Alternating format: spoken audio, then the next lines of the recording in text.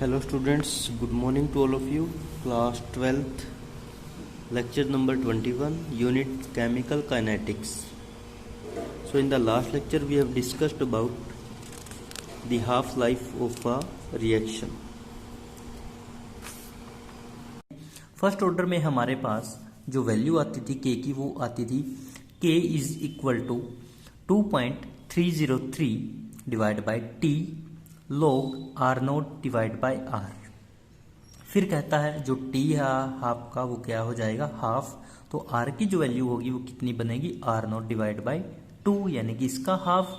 सो above equation becomes, सो अब ऊपर वाली इक्वेशन में हम आर की वैल्यू को रखेंगे, ये आर की वैल्यू क्या है आर नोट बाई 2, तो यहाँ पे है आर हमारा, यहाँ पे पुट करनी वैल्यू, तो ये हमने वैल्यू पुट की, ये तो सेम रहेगा 2.303 divide by T half log R note, और आर की वैल्यू अब हमें यहाँ पुट करनी है तो यहाँ क्या लिखेंगे आर नोट बाई 2। क्लियर। फिर कहता है यहाँ से किसकी वैल्यू निकाल लो टी हाफ की, जैसे जीरो ऑर्डर में आप लोगों ने निकाला था वैसे ही निकाल दीजिए। टी हाफ की वैल्यू निकालेंगे तो सारी इक्वेशन क्या हो जाएगी रीअरेंज, तो रीअरेंज होके हमारा क्या बनेगा 2.303, ये इधर के था इसको नीचे ले आएंगे तो ये इसके डिवाइड में आ गया, ठीक है, लोग इससे ये कट जाएगा और क्या बचेगा 2। फिर कहता है टी हाफ ऐसे कैसे रखते हैं इज इक्वल टू 2.303 के ऐसे कैसे रखते हैं, लोग 2 की वैल्यू डाल देते हैं टेबल में से देख के, टेबल में से लोग 2 की वैल्यू आप लोगों को देखनी आती होगी, सो उसकी वैल्यू आएगी 0.304, ठीक है। और जब 0.304 और 2.303 की मल्टीप्लाई करेंगे तो बनेगा 0.693 डिवाइड बाई के है वो सेम रहेगा इज इक्वल टू क्या आ गया टी हाफ। क्लियर। ये किसके लिए आया आपका, ये आया आपका फर्स्ट ऑर्डर के लिए। सो आप लोगों को ध्यान में क्या रखना है कि पहले आपको जीरो ऑर्डर का निकालना है टी हाफ और फिर आपको फर्स्ट ऑर्डर के लिए निकालना है। क्लियर। देखिए इसमें क्या लिखता है कि for first order reaction the half life period is constant. Half life period रहेगा जो फर्स्ट ऑर्डर की रिएक्शन के लिए वो क्या रहेगा कांस्टेंट रहेगा और इंडिपेंडेंट रहेगा किससे, इनिशियल कंसंट्रेशन जो भी आपकी रिएक्टेंट होगा या जो भी रिएक्टिंग स्पीसीज होगी। ऐसा जीरो ऑर्डर में बट नहीं था, जीरो ऑर्डर में वो डायरेक्टली प्रोपोर्शनल था इनिशियल कंसंट्रेशन ऑफ रिएक्टेंट के और इन्वर्सली प्रोपोर्शनल था रेट कांस्टेंट के, बट फर्स्ट ऑर्डर के अंदर इंडिपेंडेंट ऑफ रेट कांस्टेंट रहता है या इंडिपेंडेंट ऑफ रिएक्टिंग स्पीसीज रहता है, और टी हाफ की वैल्यू ये निकल के आती है। क्लियर है यहाँ तक किसी भी स्टूडेंट को कोई डाउट, हाफ लाइफ पीरियड में इतना ही होता है हाफ लाइफ पीरियड। उसके बाद देखिए सारे को अब हम कॉन्क्लूज करते हैं, टोटल जो भी आपका जीरो ऑर्डर है फर्स्ट है हाफ है स्ट्रेट लाइन ग्राफ है जो भी, तो देखिए कहता फॉर जीरो ऑर्डर रिएक्शन, जो आपकी जीरो ऑर्डर रिएक्शन थी वहां से हमें पता चला था कि टी हाफ डायरेक्टली प्रोपोर्शनल आएगा आर नोट के यानी कि इनिशियल कंसंट्रेशन के, और for the first order reaction T half आपका इंडिपेंडेंट आएगा किससे, रिएक्टेंट की इनिशियल कंसंट्रेशन से। फिर देखिए यहाँ पे हम ऑर्डर लिखेंगे, यहाँ पे रिएक्शन का टाइप, फिर differential rate law, integrated rate equation, straight line graph किस किस के बीच में, हाफ लाइफ, और लास्ट में यूनिट ऑफ कांस्टेंट यानी कि रेट कांस्टेंट। तो देखिए ऑर्डर हमारे पास 2 टाइप के पढ़े हमने, एक जीरो ऑर्डर की रिएक्शन एक फर्स्ट ऑर्डर की रिएक्शन। रिएक्शन का टाइप कैसे थी, सिंपल रिएक्शन थी रिएक्टेंट से प्रोडक्ट और रिएक्टेंट से प्रोडक्ट।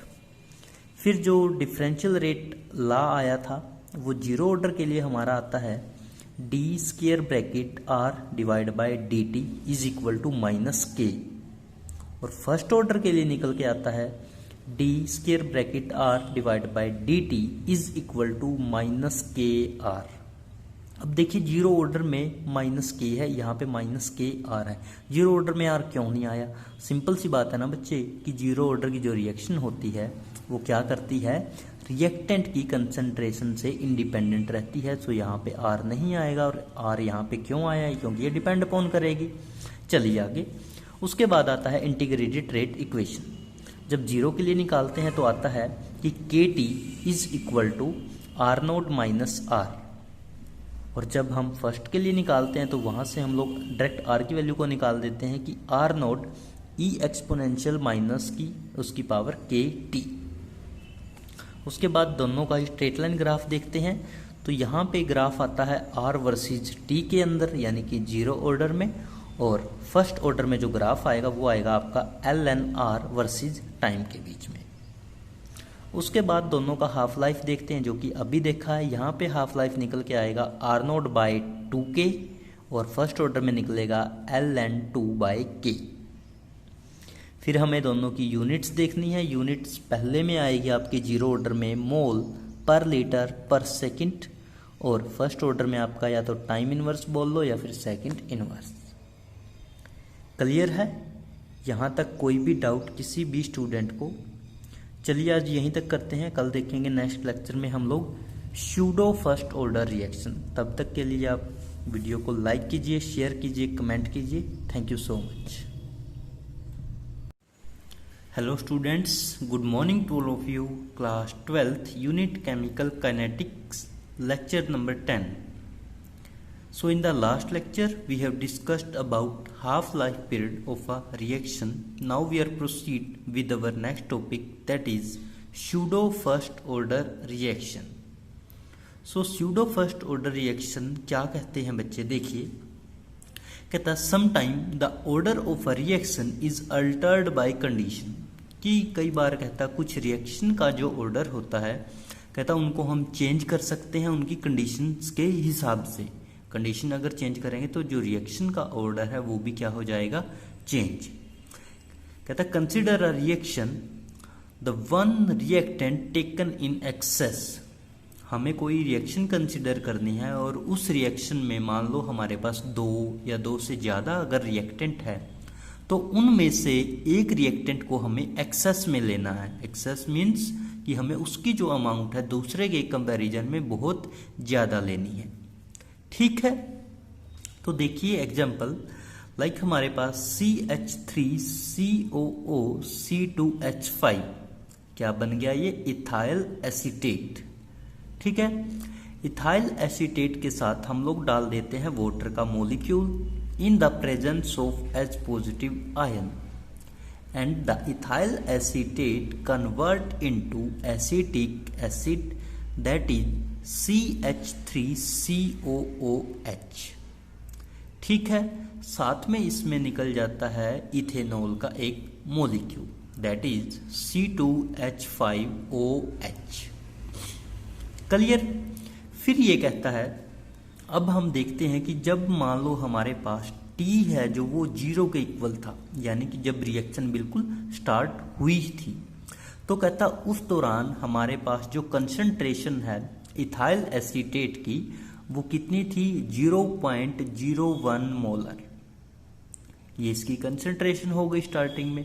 और कहता उस दौरान जो वाटर के मॉलिक्यूल की कंसंट्रेशन थी दैट इज 10 मोल। ठीक है, और उस दौरान जब रिएक्टेंट की कंसंट्रेशन थी और टाइम 0 था तो ऑब्वियसली सी बात है प्रोडक्ट की तो कोई नहीं होगी, तो प्रोडक्ट के कितने हो गए हमारे पास? 0 और 0, एसिटिक एसिड भी और इथेनॉल भी। फिर कहता कुछ टाइम जाने के बाद, यानी कि जब T की वैल्यू है जो वो T के इक्वल आ जाती है, कुछ टाइम वहां पे हो जाता है, तो कहता उस दौरान जो रिएक्टेंट होगा ऑब्वियसली सी बात है वो कन्वर्ट हो चुका होगा प्रोडक्ट में।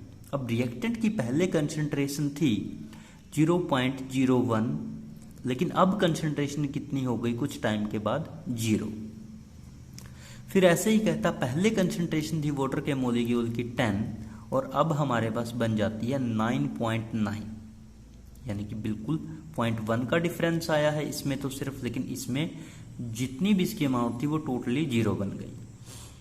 फिर कहता जो हमारे प्रोडक्ट है एसिटिक एसिड और इथेनॉल, कहता पहले इनकी टाइम 0 के ऊपर दोनों की 0 वैल्यू थी, लेकिन अब ये प्रोडक्ट है आफ्टर टाइम T के बाद तो इनकी वैल्यू बन जाती है 0.01 और 0.01। क्लियर? अब कहना क्या चाहता है ये यहाँ पे वो देखिए कि here the concentration of water not get altered so much the rate of reaction।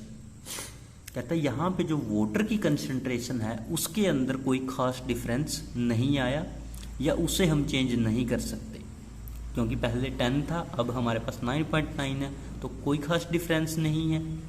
ठीक है। तो कहता अब इस रिएक्शन का जो रेट होगा वो कैसे लिखेंगे कि rate is equal to K dash CH3COO C2H5 और साथ में वाटर का मॉलिक्यूल।